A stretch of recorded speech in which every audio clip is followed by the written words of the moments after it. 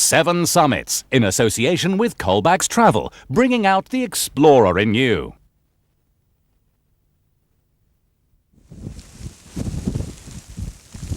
It's one of mountaineering's greatest challenges, the so-called 7 Summits. The aim to scale the highest peak on each of the continents. In the whole of human history, fewer than 100 people have done it. This is the story of one of them.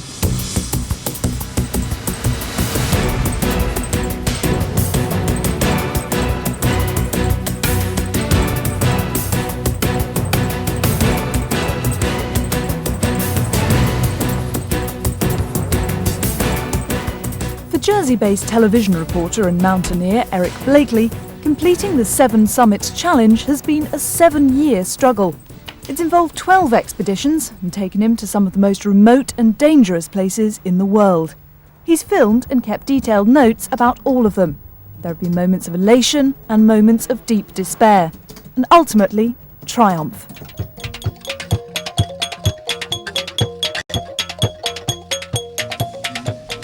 It all started back in 1995, when Eric went on holiday to Tanzania.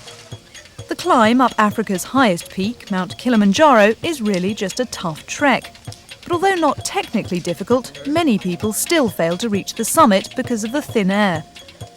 Altitude sickness can kill. The key is to go slowly, or as the porters tell you in Swahili, pole-pole.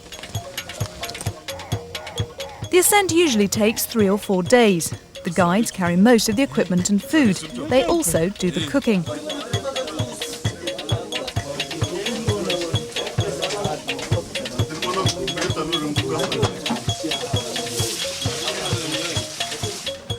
You stay in either huts or tents.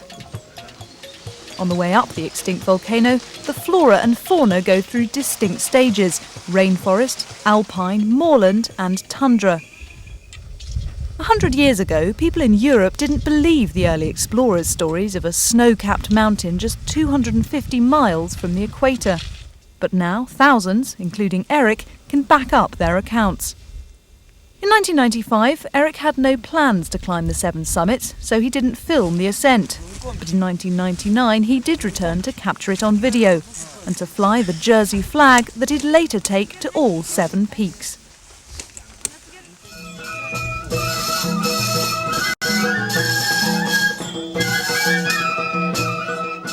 March 1997, and Eric's in the Nepalese capital of Kathmandu for an attempt on the world's highest peak, Mount Everest, or as some climbers call it, the Big E.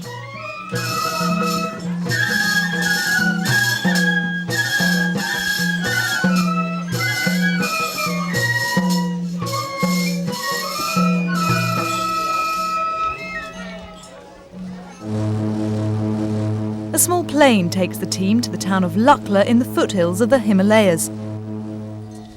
From here on, they travel under their own steam. This is the beginning of the so-called walk-in, a slow trek to base camp that takes almost a week. There are no roads here, just paths that wind around the mountains. Wooden suspension bridges cross deep gorges and often fast-flowing rivers. Yaks carry the heavy loads. The native people, the Sherpas, carry the rest.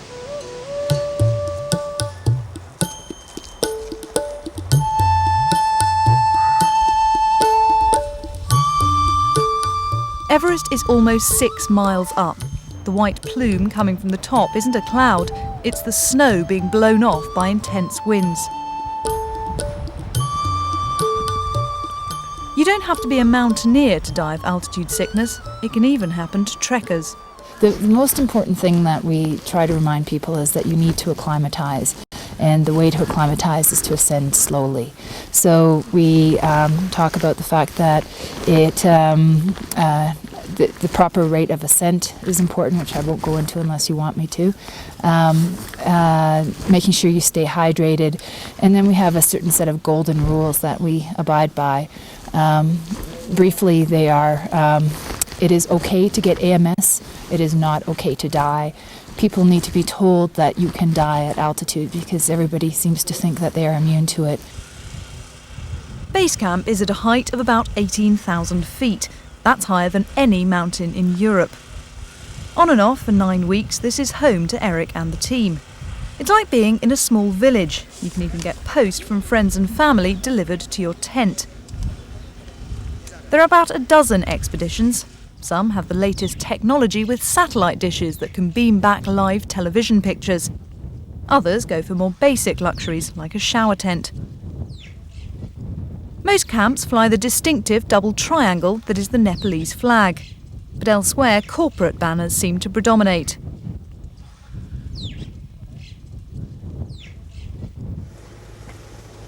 Most climbers have their own small tent. Eric's team also have 2 big tents. In one, the Sherpas do the cooking.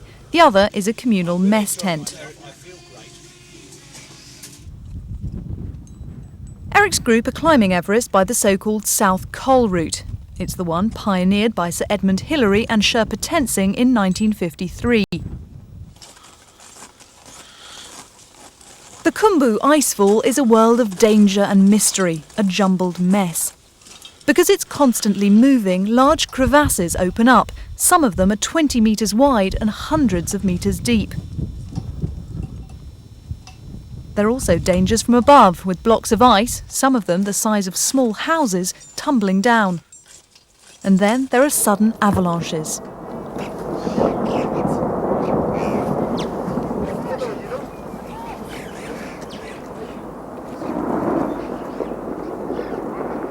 Almost 200 people have died trying to climb Everest. A team of Sherpas, nicknamed the Ice Doctors, put in ladders and ropes that all the teams share. The glacier is constantly shifting, so things don't always run smoothly. Icefall broken, route gone, and we're just picking off little bits at a time. We don't exactly know now what's happened, but there's been a movement in the icefall, so the route's not available. The mountaineers tackle Everest in stages. This allows them to ferry supplies and slowly get acclimatised. There are 4 camps, but early on, one team member, Chris Watts, has difficulty in even getting to Camp 2.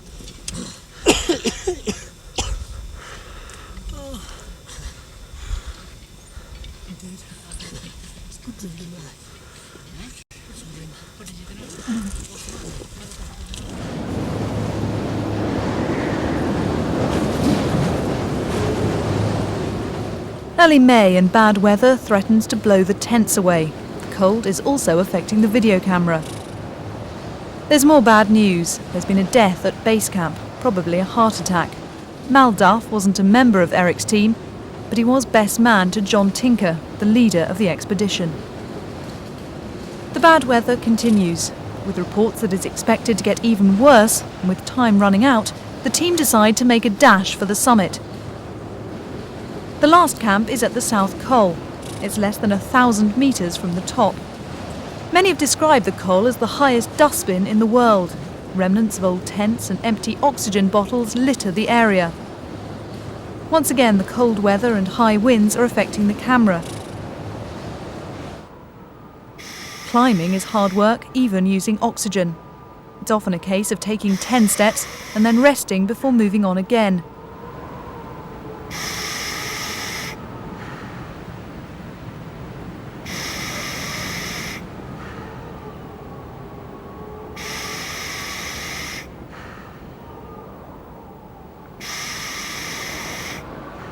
And, as if they needed reminding of the dangers they're in, they discover the body of a climber who died last year on his way down. He's still tied to the ropes.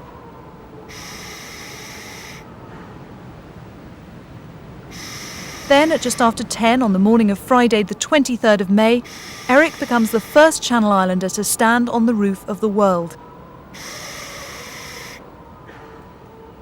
The return trip from Camp 4 takes 17 hours.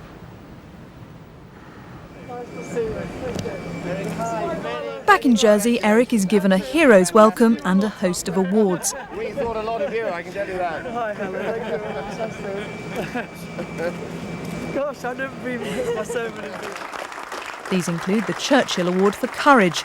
It's only the second time in its 35-year history. And a gold medal from his old school. Now, for the first time, with the world's highest peak to his credit, Eric seriously considers the idea of the 7 summits.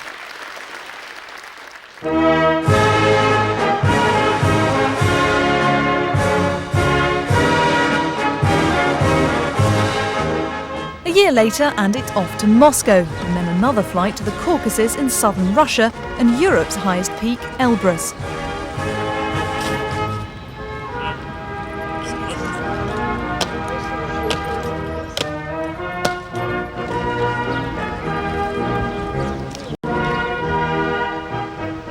At one time, the authorities made it very difficult for Westerners to visit the region. With Glasnost, it became easier. But civil war in nearby Georgia threatens once again to close the area.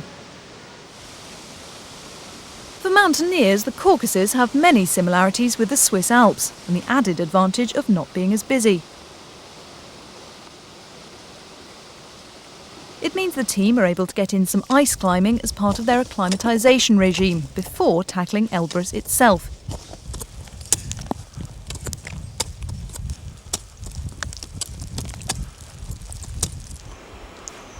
After the traumas of Everest, this is a relatively easy climb. Technically, it's not a difficult ascent, but people have died attempting it.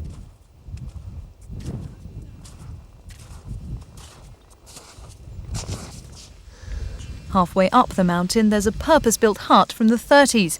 Clad in aluminium, the 3-storey building looks like something from a sci-fi movie. Inside, there's room for up to 300 people. Summit day. The moon is out and strong winds whip up the snow. The team leave early and slowly crawl up the mountainside. As dawn breaks, they pass the Kosciusko rocks, the halfway point, and then head on towards the saddle, a dip in the mountain between the two peaks. There are 14 members in the team. Despite the strong winds, all but 2 of them make it to the top.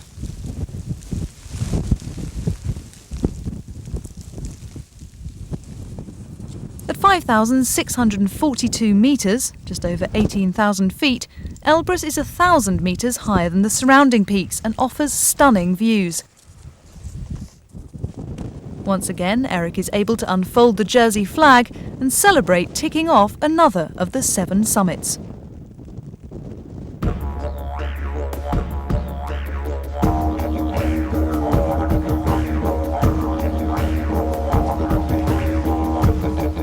November 1998 and Eric's Down Under. First to Sydney and then further south to the snowy mountains between Canberra and Melbourne.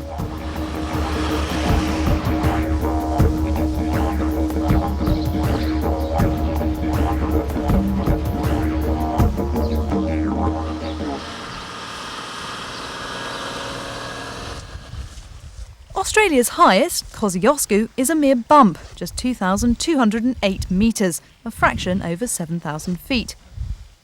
At one time, it was even possible to drive to the top in your car.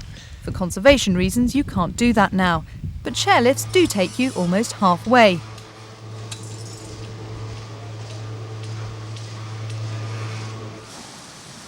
This is Australia's winter playground. In the southern hemisphere's summer, there's no chance of skiing. So, for Eric, there was no need for an ice axe and crampons, just walking boots and a t-shirt. The climb is little more than a stroll. You start mid-morning and are back in the pub to celebrate in the early evening.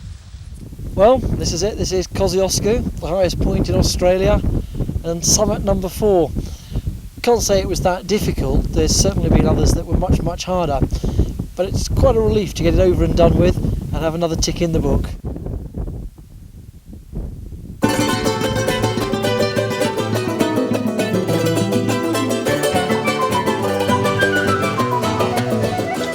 Aconcagua, South America's highest and the second highest of the 7 summits, is in the Andes, a short distance from the Argentinian city of Mendoza.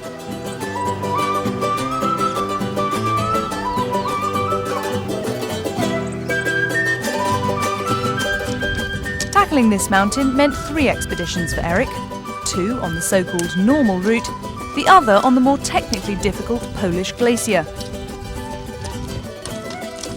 Like Everest, there's a walk-in, but this time it's only 4 days. Mules, not yaks, carry the heavy expedition equipment.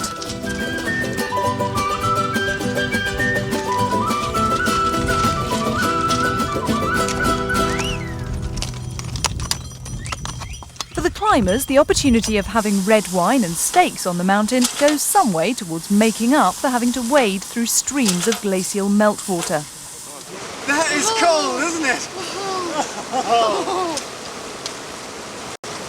To me it was just a bit cold, Eric, but I would have liked to have seen you go across because that only just came up above my knees. But climbing the mountain is a challenge, especially when the elements are against you.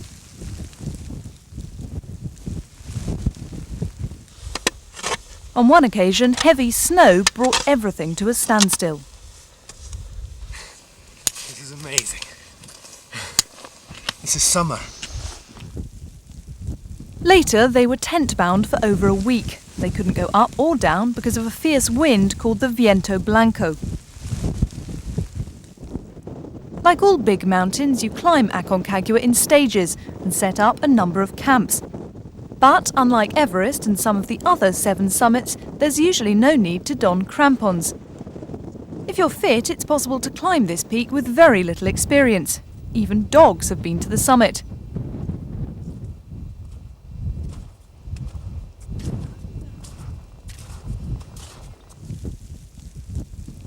Bad weather put paid to Eric's attempts in 1998 and 1999 and seemed likely to do the same again in 2000.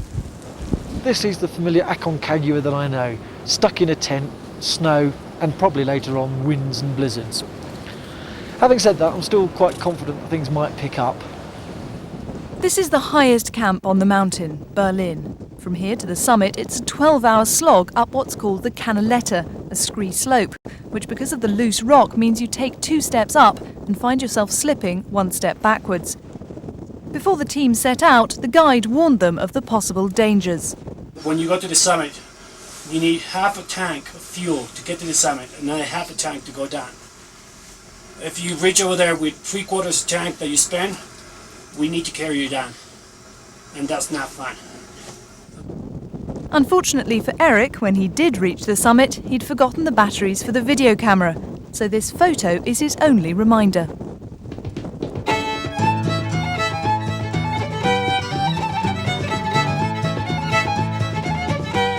The small Alaskan town of Talkeetna is the starting point for climbing North America's highest peak, Mount McKinley, or as some of the Yanks call it, the Big Mac. It also has an older native name, Denali, or the High One. The first part of the climb is very easy. You fly to base camp in a small plane which is fitted with both wheels and skis. It's hard to take in the scale of things. There are many virgin peaks. No one has ever climbed them. The early explorers who first tackled McKinley at the turn of the 20th century had to trek through the remote valleys. It took them weeks. Now it takes less than an hour. But it can be just as dangerous. One shot pass, a narrow gap between 2 of the highest peaks, is just that. Get it wrong and chances are you'll be dead. Landing on the snow runway is quite a bumpy experience. Many planes have tipped over. Rangers from the Park Service welcome you on arrival. They keep check of everyone on the mountain and are responsible for coordinating rescues. So the reasons for failure are A, weather, B, equipment, and medical conditions is right there. And then C is group dynamics. You know, when you're on a rope all day with a person, and there can be some problems eventually with pulling or, you know, not communicating properly. One person has a different rhythm going on than the other, and then it's exacerbated if you have to spend the night with that person in the same tent. There are many routes up McKinley. The West Buttress is the classic. It's a long slog. It takes around 3 to 4 weeks. Eric and the team have to rope up in case any of them fall down a crevasse. Snowshoes also help to spread the climbers' weight. As well as carrying heavy rucksacks, each member also tows a sledge.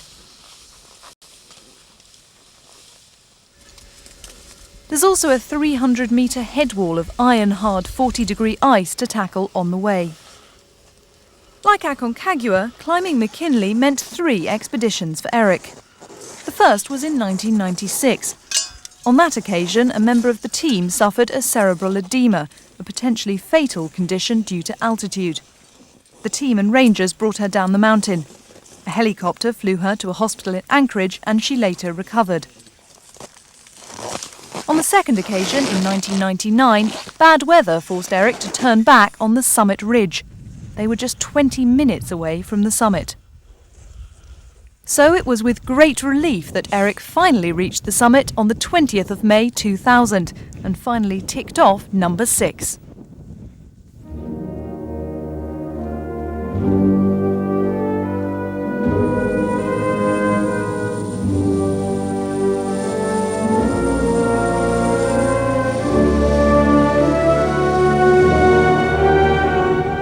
As Eric found out, flying to Antarctica is not for the faint-hearted. No creature comforts here.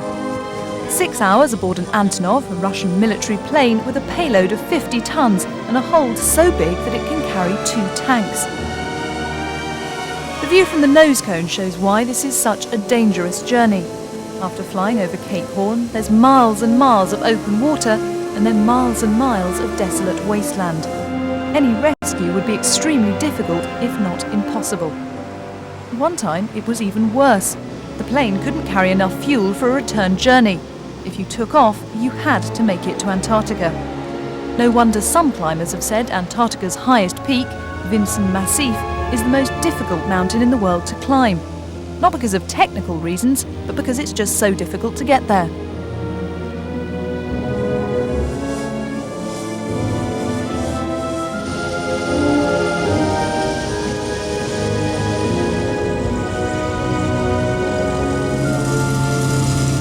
More people have climbed Everest than Vinson. The camp at Patriot Hills is one of the most remote outposts in the world. A collection of tents, each named after a different explorer, provides shelter from the freezing temperatures and bitter winds. But being so far south during what is the Antarctic summer means it never gets dark. The sun doesn't set. But that doesn't mean washing dries any quicker. A large tent doubles as kitchen and dining room. Another is home to air traffic control and the Met Department. Yeah, Bruce, all copied. You can see Vinson, nil weather, 8 octaves of Sierra Tango. That bad weather delayed Eric and his team in South America for 3 weeks, including Christmas and New Year. It also meant an enforced stay at Patriot Hills before they could fly on to Vinson Base Camp. The South Pole is about 800 miles away. There are more unclimbed mountains in Antarctica than anywhere else in the world. It's a climber's paradise. But logistics are a nightmare. It was only thanks to air support that an American team finally conquered Vinson in 1966. Well, we've eventually made it here to Vincent Base Camp and the weather's absolutely superb. In fact, there's more of a danger of us suffering from the sunshine than there is from the cold. Having said that, we were told that one of the teams that reached the summit recently encountered temperatures of -30, so we're still having to take all our down kit with us and cold weather gear. For safety's sake, in case anyone should fall down a crevasse, Eric and the team follow the same procedure as on McKinley and rope up. They divide themselves into 2 teams. Halfway up the mountain, Eric celebrates his birthday. The good news is, look, it hasn't frozen. Vinson is not a difficult climb. It takes about 4 days. But 2 of the team members are not feeling well. One of the guides has to take them down. On the 11th of January, Eric finally completes the 7 summits. It's taken just 1 day short of 7 years. He unfolds his Jersey flag, ponders on his achievement, and takes in the view. It's over. The challenge is completed.